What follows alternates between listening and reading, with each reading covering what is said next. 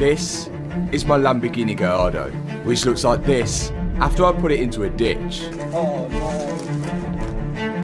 A Leicester mechanic walked into the most expensive corporate war in recent automotive history without meaning to start one, and the fallout from it just pulled a rival hypercar CEO into the fight in a way that nobody sitting in Bugatti's headquarters in Molsheim was remotely prepared for. That alone tells you something has moved. Not in a YouTube comment section or a forum thread, but at the executive level of a brand that hand-builds supercars worth hundreds of thousands of dollars each, faces the same pressures around brand protection and liability that Bugatti faces, and still chose to stand publicly on the side of the man Bugatti spent months trying to shut down. Lamborghini's CEO made a deliberate statement. The whole automotive world heard it, and Bugatti is still working out what to do with what it means.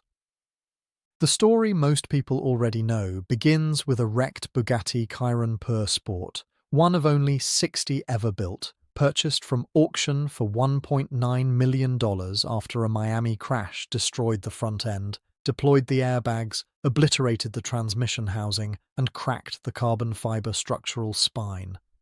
Insurance had already written the car off at $1.7 million in parts alone before the owner bought the wreck back and placed a call to Mat Armstrong, a self-taught mechanic from Leicester who had built a reputation by doing exactly what manufacturers said could not be done.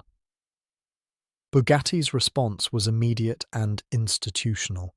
The VIN was locked, the parts were blocked, and Mat Armstrong stepped in front of cameras to explain why no independent garage anywhere in the world could safely handle a Chiron rebuild. Porsche, which held 45% of Bugatti Rimac at the time, stood squarely behind that decision, and the combined weight of a German automotive conglomerate made the refusal feel like something that was simply not going to move. Then April 2026 arrived, and the wall moved.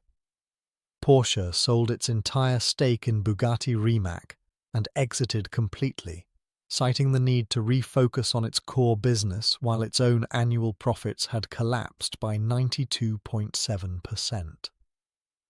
The fortress Mat had been working against for months turned out to have no real foundation underneath it. Into that vacuum, with Bugatti suddenly operating without Porsche's institutional backing, with Mat Armstrong consolidating full operational control, and with a new investment group led by HOF Capital asking hard questions about what the brand should become, Lamborghini chose that precise moment to make their position known. The statement came during an industry interview that nobody expected to generate the kind of attention it did. Lamborghini's CEO said that independent enthusiast repair of high-end vehicles was a conversation the automotive industry needed to engage with rather than resist, that the debate Mat Armstrong had forced into the public domain was a legitimate one, and that documentation, transparency, and genuine engagement with the independent repair community was a more sustainable path than institutional blockades and parts blacklists. Those were not offhand words. That was a carefully timed, deliberate position from a brand operating inside the same Volkswagen Group structure that had previously lent its corporate weight to Bugatti's refusal. One competitor had just publicly described another competitor's central policy as the wrong approach, and nobody in the industry missed what that meant. Understanding why Lamborghini moved at this particular moment requires looking at exactly what had shifted around Bugatti. The institutional conservatism that powered every refusal during the Armstrong rebuild, the VIN lockout, the parts blacklist, the framing of every public communication around safety and liability, had drawn its credibility from Volkswagen Group's backing. Strip that away, and what remained was a brand in genuine transition, newly answerable to investors with entirely different ideas about how an exclusive company should relate to its owners. HOF Capital, the firm that led the consortium replacing Porsche's position, holds stakes in SpaceX, Anthropic, and Epic Games, and none of those companies are in the automotive business. All of them are built on the understanding that community engagement and transparency function as assets rather than threats. The idea that a mechanic documenting an independent rebuild damages a brand rather than advertising its engineering would read very differently to a SpaceX investor than to a Volkswagen board member, and Lamborghini understood that the conditions around Bugatti had changed in exactly that direction. The automotive community's reactions split into two currents.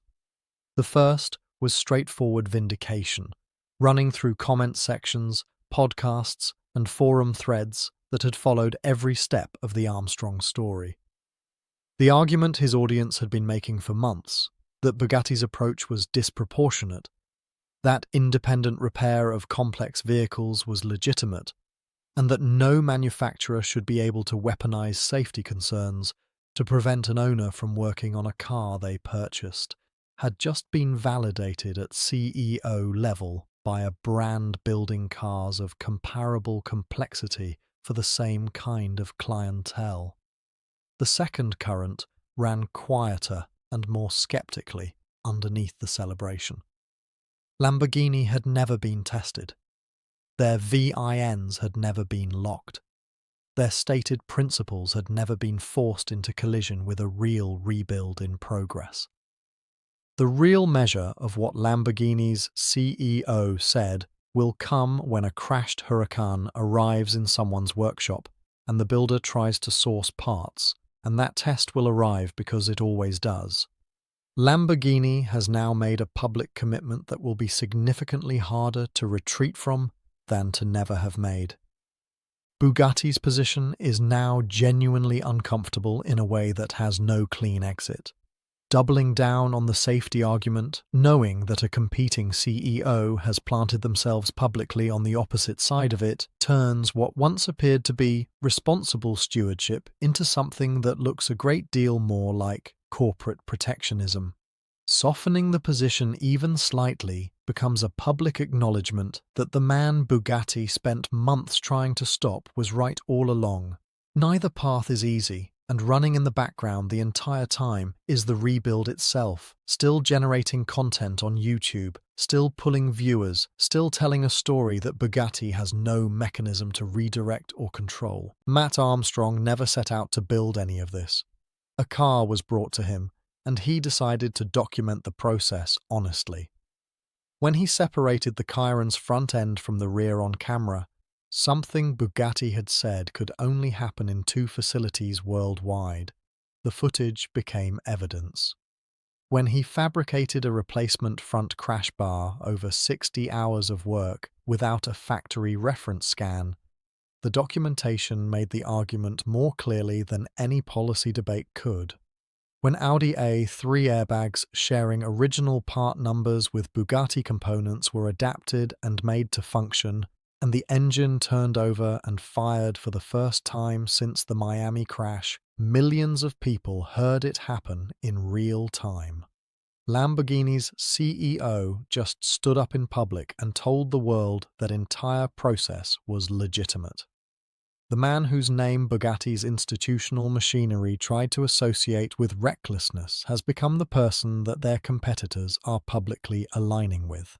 The question underneath all of it has never really been about one car or one mechanic.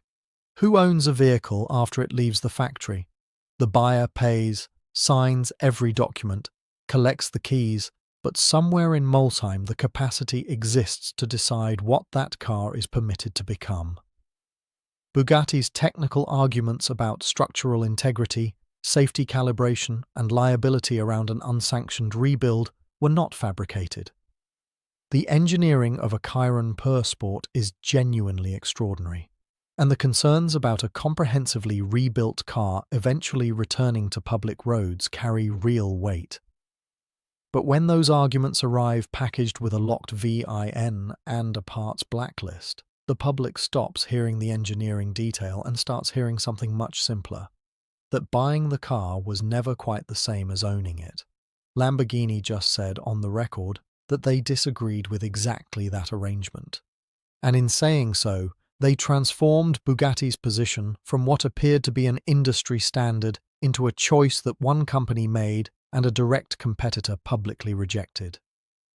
What follows will carry weight beyond the automotive world. Mat Armstrong will either complete the rebuild or he will not, and both outcomes demand a response from an industry that has been watching. Bugatti under Rimac and HOF Capital will eventually need to produce not a carefully managed statement but an actual operational answer to what happens when the next independent builder asks for parts for a crashed Veyron or Chiron.